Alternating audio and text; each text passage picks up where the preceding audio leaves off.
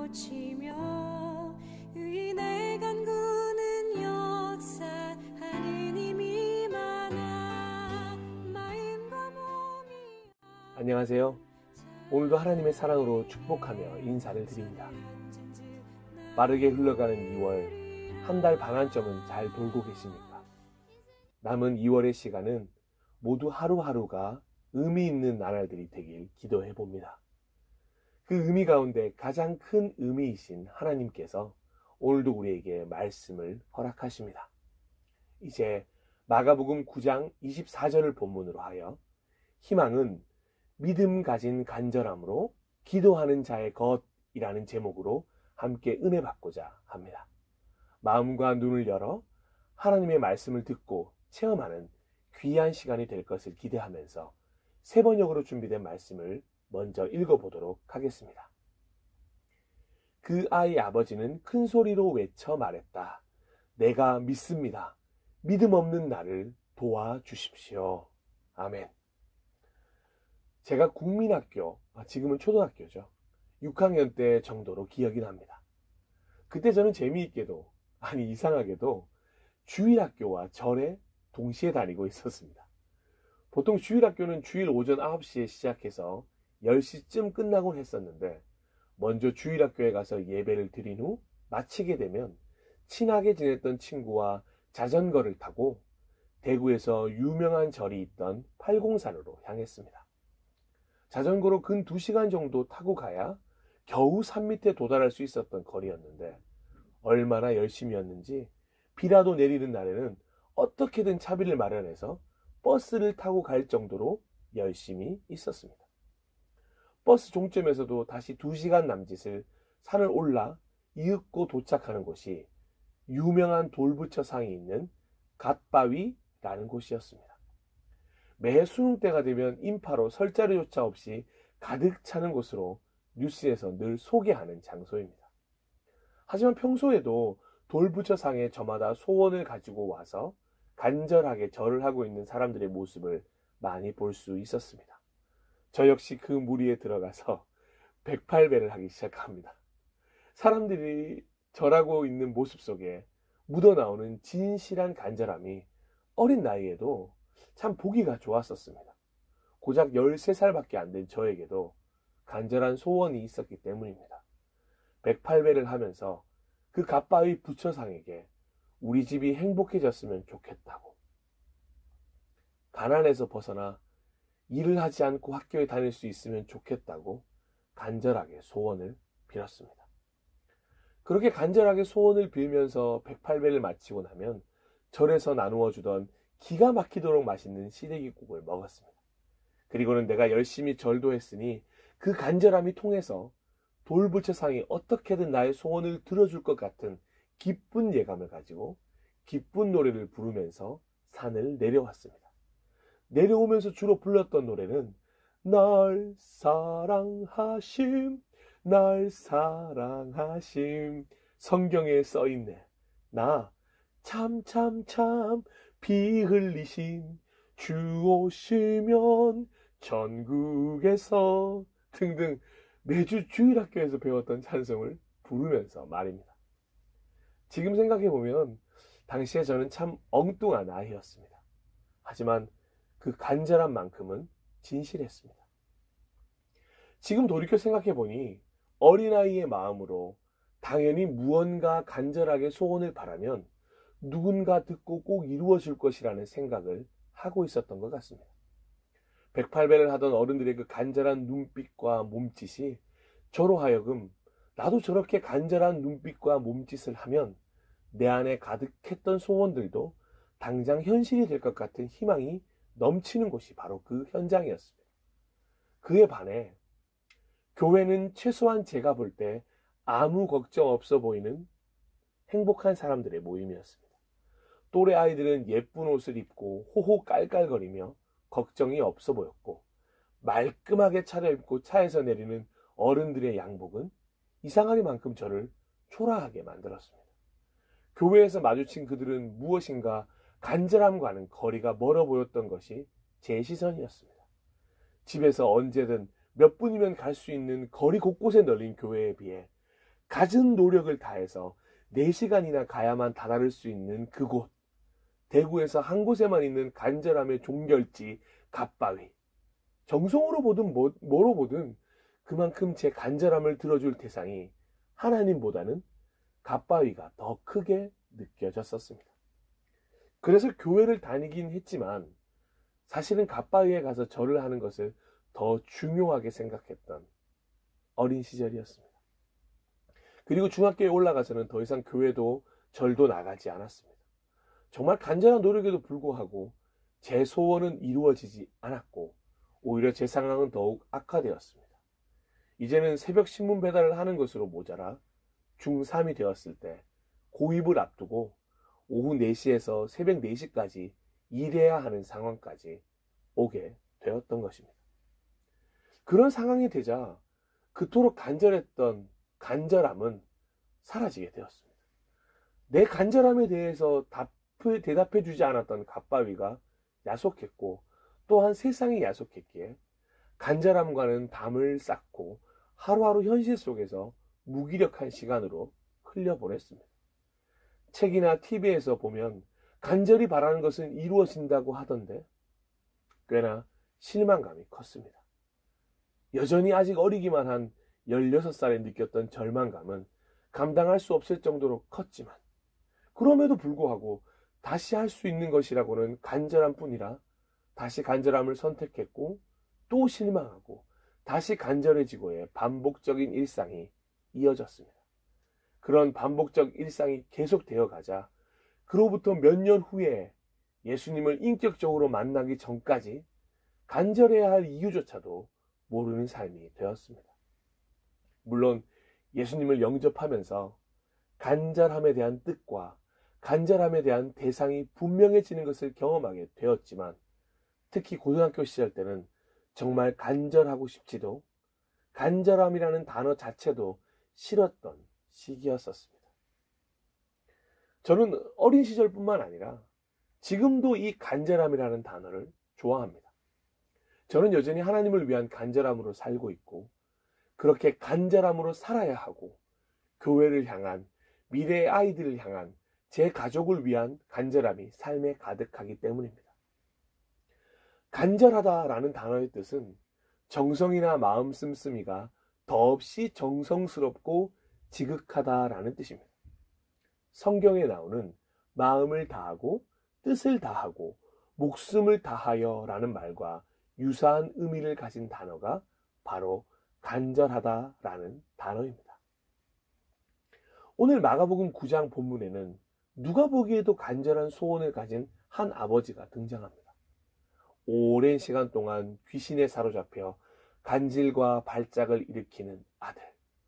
그 고통 속에서 말도 하지 못하고 듣지도 못하는 아들을 보면서 말로 표현할 수 없는 힘들고 가슴 아픈 시기를 보내왔을 한 아버지의 이야기입니다. 사람들에게 당신이 죄가 있어 아들이 그렇게 된 것이라고 손가락질도 받았을 아버지입니다. 그 아버지는 아이를 고칠 수 있는 방법이라면 무엇이든지 다 시도해 보았을 것입니다. 아마 수중에 가지고 있던 돈도 다 바닥이 나서 이제는 더 이상 아들에게 해줄 수 있는 게 없었을 것입니다.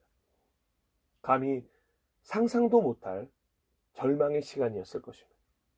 아들을 말 못하게 하는 귀신은 아이뿐만 아니라 이 아버지의 말문마저도 막히게 했을 것입니다. 생각해 보십시오. 이 아버지에게 과연 희망이 남아 있을까요?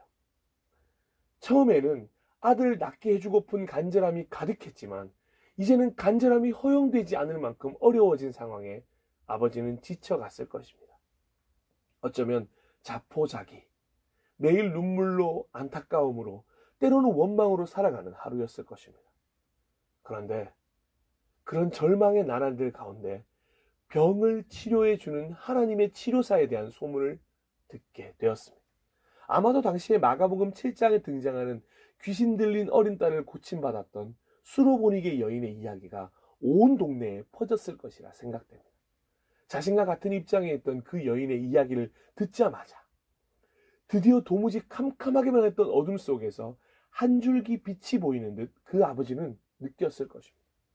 아버지는 모두가 메시아가 왔다고 말하며 못 고칠 질병이 없는 하나님 아들이라고 불리는 예수라는 사람을 당장 찾아 떠났습니다. 하지만 그 예수를 만나지 못하고 그 예수의 제자라는 사람들을 먼저 만나게 되었습니다. 제자 9명은 자신만만한 사람들이었습니다. 자신들이 예수님께로부터 귀신을 제어하는 권능을 부여받았기에 귀신을 쫓아낼 수 있다고 자신 있게 말하는 것이었습니다. 아버지는 뛸 듯이 기뻤습니다. 하지만 기쁨도 잠시. 얼마 지나지 않아서 너무 큰 기대는 견딜 수 없는 큰 실망이 되어 아버지를 찾아오게 되었습니다. 마치 갈멜산에서 엘리야를 대적했던 바알과 아세라 선지자들의 모습처럼 제자들은 계속해서 귀신을 쫓아보려고 했지만 계속해서 실패했습니다. 아들이 낫기는커녕 점점 더 수많은 사람에 둘러싸여 이윽고 논쟁거리가 되고 말았습니다. 어느새 그 광경을 보고 하이에나처럼 몰려든 율법학자와 서기관들에게 제자들은 꼼짝없이 논쟁거리가 되자 이 아버지는 이 자리를 빨리 떠나고 싶은 마음뿐이었습니다.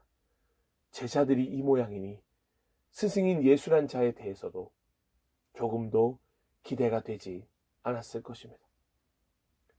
그렇게 혼란스러운 바로 그때 아버지가 원래 만나고 싶어 했던 하나님의 치료사로 불리던 예수가 도착했다는 소리가 들려왔습니다. 궁지에 몰려있던 9명의 제자들은 예수를 보자마자 크게 기뻐하며 자신들의 선생에게로 달려갔습니다. 마치 초등학교 1학년 아이들이 서로 싸우고 있는데 궁지에 몰렸던 한 아이가 멀리서 걸어오고 있던 아빠를 만난 마음이었을 것입니다. 아빠 뒤에서 너희들이 이제 다 큰일 났어. 우리 아빠거든? 하는 마음이었을 것입니다. 그렇게 가장 필요한 순간에 적절한 그 순간에 예수님께서는 찾아오셨습니다. 어떻게 그렇게 타이밍을 잘 맞추어 찾아오실 수 있는지. 물론 그 타이밍은 제자들을 위한 것이 아니라 바로 그 아버지를 위한 것이었습니다. 그런데 예수님이 오신 것을 기뻐하고 있던 제자들은 자신의 편을 들어줄 것이라고 생각했던 예수님께 의외로 따끔한 질책을 듣게 됩니다. 예수께서 그들에게 말씀하셨다. 아, 믿음이 없는 세대여. 내가 언제까지 너희와 함께 있어야 하겠느냐? 내가 언제까지 너희에게 참아야 하겠느냐? 아이를 내게 데려오너라. 아멘. 이제 곧 예수님은 하나님의 말씀에 순종하여 십자가의 길을 걸어가셔야 하는데 아직도 제자들은 어린아이 같은 제자리 걸음 믿음을 가지고 있으니 안타까운 마음으로 하신 말씀일 것입니다. 그리고 예수님께서는 시선을 돌려 그 아버지와 아들을 부르셨습니다. 자신들을 부른다는 소리를 듣고 난 후 고민하며 머뭇거리던 아버지는 그래, 한 번 더 속는 셈 치고 가보자 라는 마음으로 하나님의 치료사로 불리던 예수 앞에 자신의 아들을 데리고 갔습니다. 그런데 이상하게도 아들 속에 있던 귀신이 예수님을 대면하자 더욱 격렬하게 발작을 시작하는 것이 아닙니까? 아들이 구르고 거품을 흘리는 그 상황에도 아랑곳하지 않으시고 예수님은 이렇게 차분하게 물으셨습니다. 예수께서 그 아버지에게 물으셨다. 아이가 이렇게 된 지 얼마나 되었느냐? 그가 대답하였다. 어릴 때부터입니다. 아멘. 예수님의 질문 속에는 그 아버지를 향한 긍휼함과 안타까움과 위로가 포함되어 있었을 것입니다. 마치 그동안 많이 힘들었겠구나. 혼자서 이런 아들을 키우면서 얼마나 지치고 괴로웠을지 나는 잘 안다. 많이 힘들었겠구나 라고 말입니다. 하지만 그 마음을 아는지 모르는지 조금 전에 예수의 제자를 만난 후 크게 실망했던 아버지는 스승이었던 예수 역시 믿지 못하는 마음이 컸기에 그저 원망과 절망 섞인 말투로 깊은 한숨 같은 말만 내뱉었습니다. 귀신이 그 아이를 죽이려고 여러 번 불 속에도 던지고 물 속에도 던졌습니다. 하실 수 있으면 우리를 불쌍히 여기시고 도와주십시오. 진짜 불쌍히 여기고 도와달라는 마음이 아니었습니다. 방금 당신의 제자라고 하는 사람들도 못했으니 선생님은 무엇인가 할 수 있다면 한번 보여달라며 그냥 툭 던진 말입니다. 제자들처럼 못 고칠 수도 있겠지만 그래도 상관은 없습니다. 지금까지 너무나도 많이 속아서 이젠 간절하게 바라고 싶지도 않습니다. 또 실망하고 싶지도 않습니다. 또 상처받고 싶지도 않습니다. 라는 아버지의 마음이 담겨 있습니다. 실망과 절망의 긴 세월이 만들어낸 영혼의 기근이 크게 느껴지는 말이었습니다. 우리는 다른 사람에게 무엇인가 부탁할 때 혹시 가능하시다면 이라는 말을 종종 사용하곤 합니다. 부탁을 받는 사람도 여러 가지 제약과 제한이 있는 사람이기에 그 일을 해주지 못할 수도 있다는 점을 잘 알고 있기 때문입니다. 그럴 때 대답으로 무슨 소리? 가능하면 이라니? 하고 항상 자신 있게 말할 수 있는 사람은 거의 없을 것입니다. 우리는 시간의 제약, 지혜의 제약, 능력의 제약, 공간의 제약을 받는 제한된 여건을 가졌기 때문입니다. 하지만 이 아버지는 아직 알지 못하고 있었습니다. 지금 자신이 그저 툭 하고 부탁을 드리는 분이 바로 하나님의 아들, 모든 것을 가능케 하시는 엘샤다이, 전능하신 하나님이신 것을 말입니다. 그런 아버지의 마음을 바로 알아채신 예수님께서는 그래서 먼저 귀신 들린 아들보다도 아버지의 영과 마음을 치료해 주어야겠다고 결심하시고 이렇게 선포하십니다. 마가복음 9장 23절입니다. 예수께서 그에게 말씀하셨다. 할 수 있으면이 무슨 말이냐? 믿는 사람에게는 모든 일이 가능하다. 아멘. 들을 때마다 전율이 느껴지는 선포입니다. 할 수 있으면이 무슨 말이냐? 내 아들의 병이 나을 것이라는 기대와 낫지 못할 것이라는 의심을 동시에 가지고는 아무것도 해결할 수 없다. 하나님께서는 능치 못하실 일이 없는 분이시다. 그것을 먼저 믿어야 한다. 의심하지 말고 하나님의 능력을 신뢰해야 한다. 하나님의 능력을 신뢰하는 믿음을 가진 사람에게는 하나님의 능력의 한계는 없다. 믿는 자는 희망을 가지게 되어 있다. 희망은 간절한 자의 것이다. 예수님은 지금 아버지를 믿음의 세계로 초청하고 계십니다. 믿는 자에게는 능치 못함이 없다. 바로 이 믿음을 가지고 구하면 아들이 고침을 받을 것이다. 나에게는 그런 능력이 있다. 하지만 그 능력을 내가 믿지 못한다면 결코 아들은 고쳐지지 않는다. 엄숙하고 분명하게 그 아버지에게 선포하셨습니다. 그런데 이 선포가 끝나자 놀라운 일이 벌어지기 시작했습니다. 예수님의 그 선포를 듣고 있던 아버지는 자신의 마음에 숨겨져 있던 간절함이 살아나기 시작함을 느끼게 되었습니다. 자신을 믿음의 세계로 초청하시는 예수님에 대한 믿음이 생기기 시작했습니다. 그래서 아버지 스스로 가지고 있던 불신앙을 즉각적으로 고치기를 원했습니다. 실로 엄청난 결정이었습니다. 모든 절망의 세월을 뛰어넘어 간절함을 해결해 줄 대상을 제대로 만난 듯 확신에 찬 얼굴이었습니다.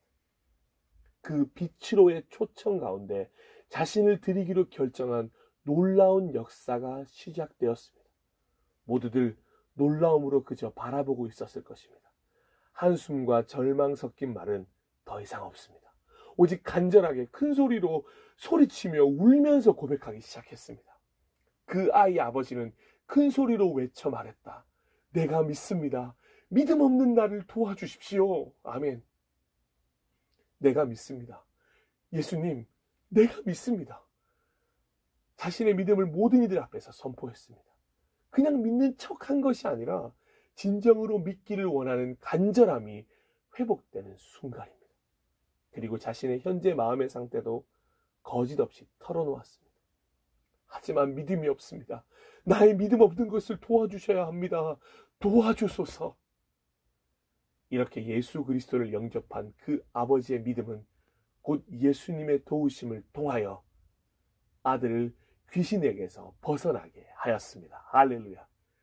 예수께서 무리가 어울려 달려오는 것을 보시고 악한 귀신을 꾸짖어 말씀하셨다. 벙어리와 기머거리가 되게 하는 귀신아, 내가 너에게 명한다. 그 아이에게서 나가라. 그리고 다시는 그에게 들어가지 말아라. 그러자 귀신은 소리를 지르고서 아이에게 심한 경련을 일으켜 놓고 나갔다. 아멘. 죽어가던 아들의 몸과 영혼을 살려주신 것은 물론이요, 오랜 시간 죽어있던 아버지의 영도 동시에 살려주시는 기적의 현장입니다.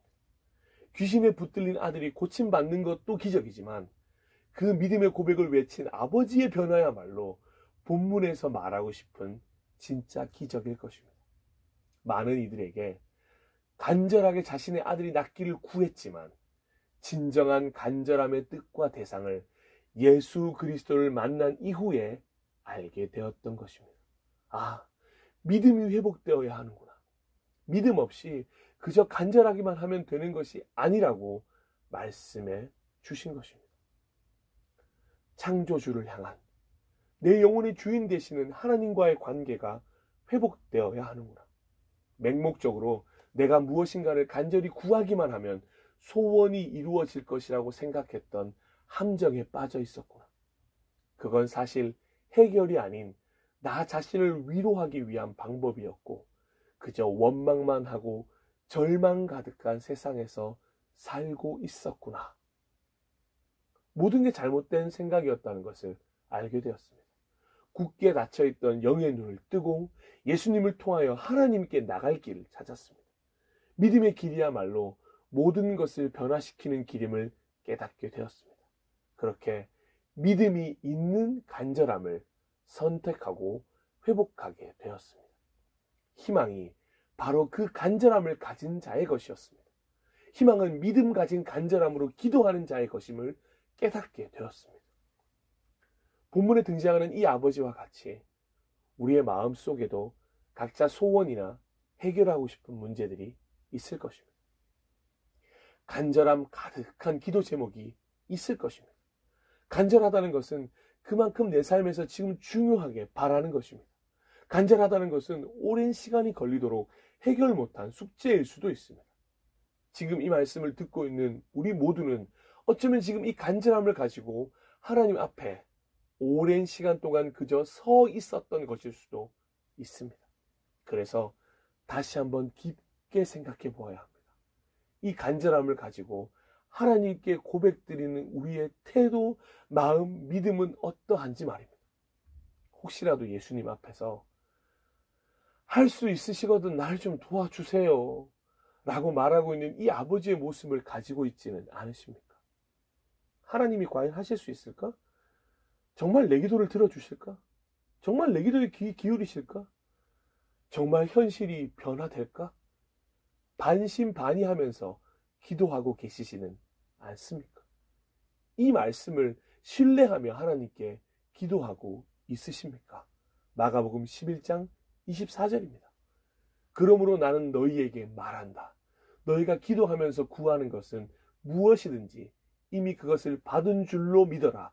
그리하면 너희에게 그대로 이루어질 것이다. 아멘. 혹시라도 지금 가진 간절함이 믿음과 함께 나타나지 않는다면 믿음 없는 간절함은 곧 오늘 함께 나눈 본문의 그 아버지처럼 간절함 없는 기도로 이어지게 됩니다. 하나님, 주실 수 있으면 주세요. 하실 수 있으시면 하세요. 못 주시면, 못 하시면 어쩔 수 없고요. 이렇게 믿음 없이 기도하며 고백한다면 우리 삶에서는 어떤 능력도 기적도 일어날 수 없고 어떤 열매도 맺을 수가 없습니다. 그러기에 기도도 무미건조해지게 됩니다. 기도할 의미조차 찾을 수가 없게 되는 것입니다. 믿음이 없는 간절함으로 인해 이런 악순환이 이어집니다. 믿음을 가지고 간절하게 기도하면 할수록 더 큰 은혜가 나타나는 것을 경험한다면 당연하게 우리는 믿음을 가지고 간절하게 구할 것입니다. 그러니 기도의 응답을 경험하고 싶으시다면 믿음을 가지고 간절하게 구해야 할 줄 믿습니다. 믿음이 있는 간절함을 회복해야 합니다. 하나님, 내가 믿습니다. 하나님 아버지께서는 모든 것을 가능케 하실 분이심을 믿습니다. 그 한계가 없으신 능력이 나의 믿음을 통하여 현실로 나타나게 하여 주시옵소서. 나의 믿음을 통하여 하나님의 살아계심을 이 땅, 내 직장, 내 가정, 내 삶에 나타내 주시옵소서. 나의 믿음을 통하여 기적의 역사를 체험케 하여 주시옵소서.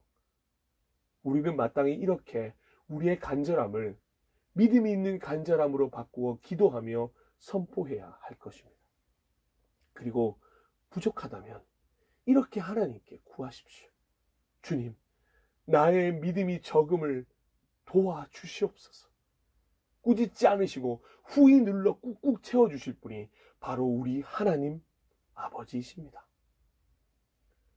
사랑하고 축복하고 존경하는 예배자 여러분, 오늘 함께 나눈 본문에서 외치고 있는 그 아버지의 믿음의 고백이 곧 우리의 외침이고 고백이어야 합니다. 그리고 한 가지 중요하게 경계해야 할 것이 있습니다. 이런 믿음이 없는 간절함에서 이어진 간절함이 없는 기도가 곧 세상 사람들과 같은 모습으로 점을 본다거나 사주팔자를 보는 것과 같이 그저 맹목적인 바람으로 변질될 수 있다는 것입니다. 아예 기도란 말을 사용하지 않게 만들어 버릴 수도 있습니다. 마음 깊은 곳에 숨어있는 마음의 소원쯤으로 전락해 버립니다. 안 그래도 잘 보이지 않는 하나님인데 지금 내 눈에 보이는 이 현실의 커다란 벽에 가로막혀 그분의 흔적조차 느낄 수 없게 된다면 우리는 기도에 대한 필요성을 느끼지 못한 채 하루하루를 겨우 스스로 버텨내며 살아가게 될 것입니다. 마치 내일의 희망이 없는 사람들처럼 오늘 하루에만 충실하고 현실에만 충실한 로봇 같은 사람이 되어버리는 것입니다. 하루하루 나의 힘과 지식과 경험만을 의지하면서 살아가게 되면서 결국에는 이 믿음 없는 간절함에서 시작해서 간절함 없는 기도 없는 삶을 거쳐 마지막으로 신앙의 무기력증에 빠지게 되는 것입니다. 그렇게 되면 희망은 정말 어디에서도 찾을 수가 없게 되는 것입니다. 분명 지금 기도해야 할 때입니다. 기도할 수 있습니다. 그런데 기도하지 않고 있습니다. 찬송가 가사처럼 주께 고함 없는 고로 복을 얻지 못하네 사람들이 어찌하여 아랠 줄을 모를까 이렇게 되어가고 있습니다. 무엇보다 간절하게 하나님의 은혜를 구해도 부족한 때인데 기도조차 하지 않고 있습니다. 기도가 가장 빠르고 중요한 방법임에도 불구하고 기도하려 생각조차 못하고 있습니다. 어차피 달라질 거 없는 삶, 기도해서 무엇 하겠는가? 간절히 구해봤지만 달라질 거 없잖아. 무엇하러 힘들게 4시간 들여가면서 기도해? 쉴 시간도 부족한데. 결국 이렇게 기도가 삶에서 사라지면 간절해야 할 이유조차 찾지 못하게 됩니다.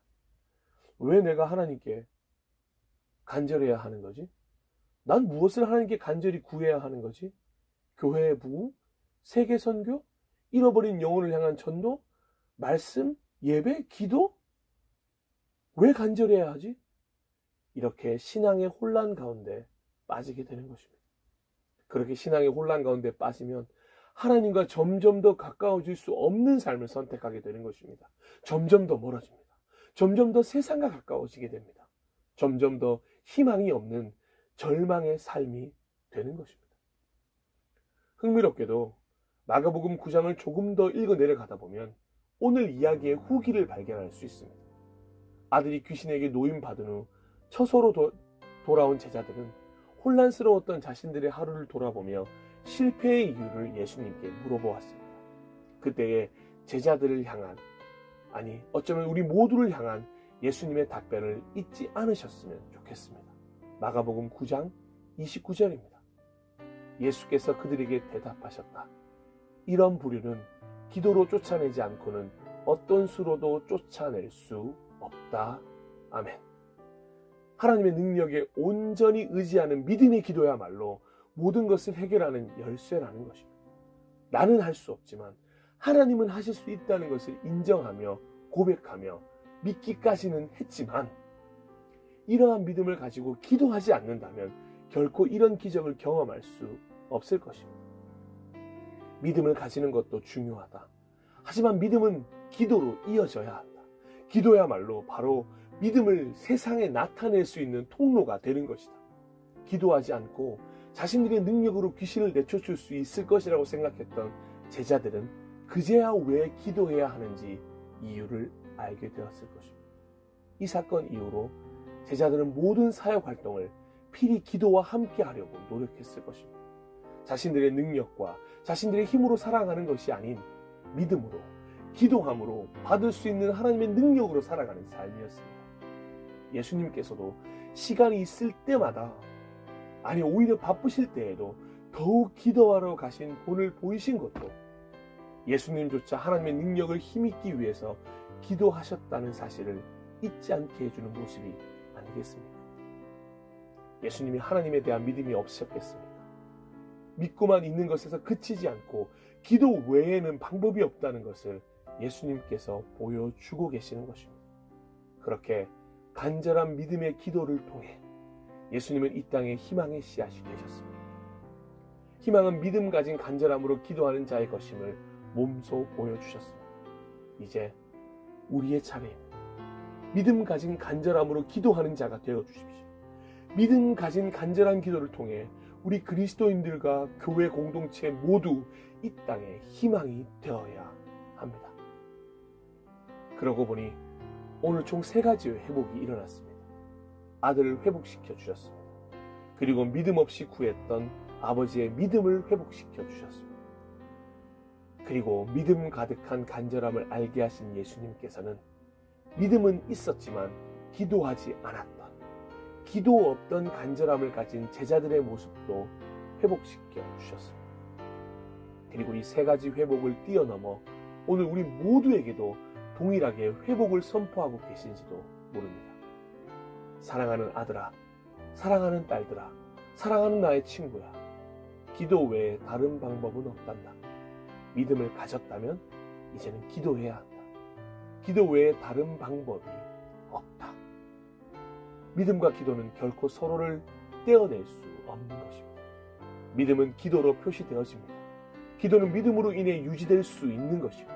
그렇게 믿음을 가진 사람은 기도하게 됩니다. 간절함을 가진 사람은 간절함을 이루어줄 대상을 먼저 믿어야 합니다. 그리고 그 믿음의 고백으로 간절하게 기도하게 될 때 간절함은 곧 응답으로 이어지는 것입니다. 그리고 그 응답을 통해 희망을 발견하게 될 것입니다. 믿음이 없는 간절함에서 벗어나 진짜 믿음이 있는 간절함으로 여러분을 초대합니다. 믿음 없는 기도에서 벗어나 믿음으로 드리는 기도로 여러분을 초청합니다. 새로운 희망의 세계로 여러분 모두를 초대하고 초청합니다. 함께 잠시 기도하도록 하겠습니다.